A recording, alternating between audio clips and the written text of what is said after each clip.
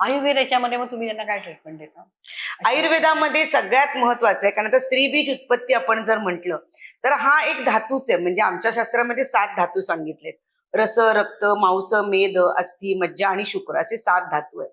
तर आपण जे काही रोज आहार घेतो त्याचं परिणमन आपल्या शरीरामध्ये या 7 धातूंमध्ये होणं गरजेचं असतं.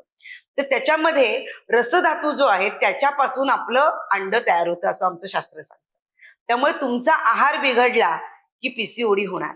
म्हणजे तुम्ही त्यांना आहारावरती आम्ही खूप काम करतो आणि त्याच्या बरोबरीने व्यायाम पण महत्वाचा असतो. कारण वाताशिवाय, कारण ज्या मुली व्यायाम करत नाहीत, सतत बैठं काम आहे, म्हणजे आता बँकेत काम करणारे लोक आहेत किंवा पोस्ट ऑफिस मधले असतील, IT मधले असतील किंवा डॉक्टर्स देखील किंवा संशोधक असतील वेगवेगळे, की जी सतत सिडेंटरी लाईफस्टाईल आहे, की ज्याच्यामध्ये 7 ते 8 तास सतत बसणं आहे.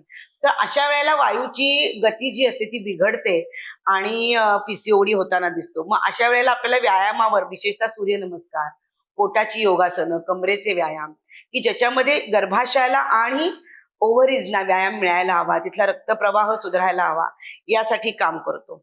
आणि तिसरा खूप महत्वाचा मुद्दा जो याच्यामध्ये मी नक्की सध्याच्या पिढीला सांगू इच्छिते, की जो मागच्या पिढीमध्ये नक्की नव्हता, की जागरण.